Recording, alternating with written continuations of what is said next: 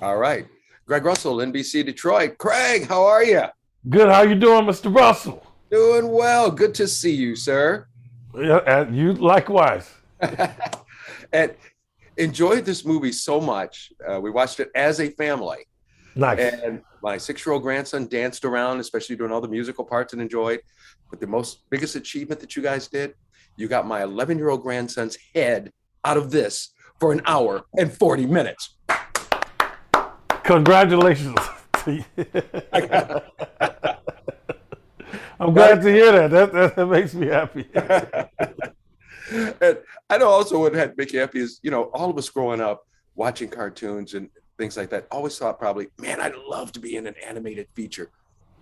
What was it like for you to do this? It was actually an honor just because it's DreamWorks and it's cutting edge. The technology, the animation grabs you. It's different.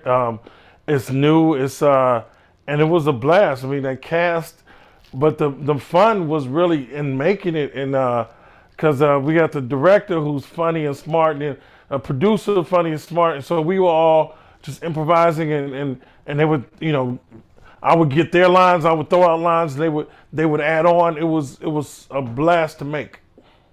And then what about you when everybody's getting cast? Because it's all like, okay, you're going to be an animal. What was it about it when you heard that you're the shark, man? I mean, It come was on. it was all presented to me.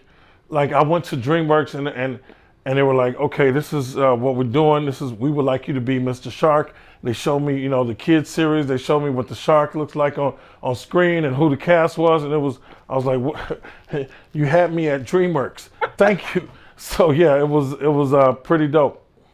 Right. And like you said, a whole tremendous cast. I mean, just got Aquafina, everybody all in it, and Sam Rockwell, yourself, and so many others. I mean, yeah, it was just a whole fun thing, especially just seeing everybody as their rather bizarre animals.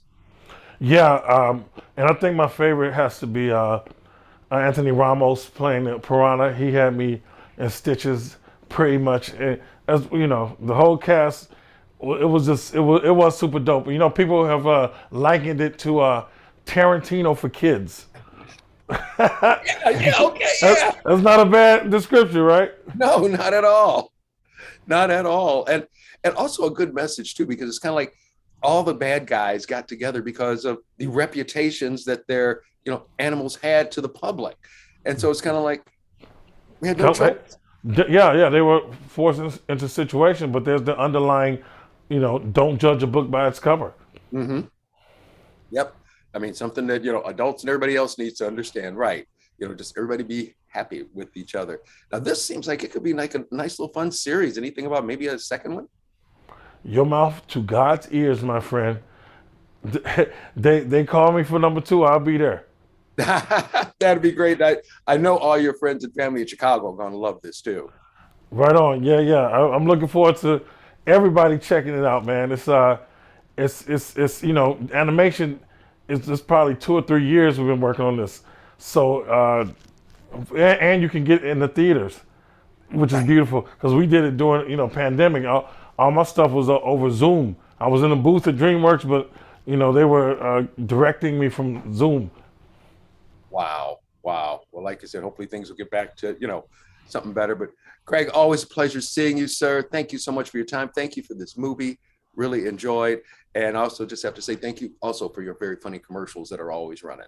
You're welcome. You're welcome. You're welcome. Thank you. Thank you for getting the word out. You got it, Craig. Take care.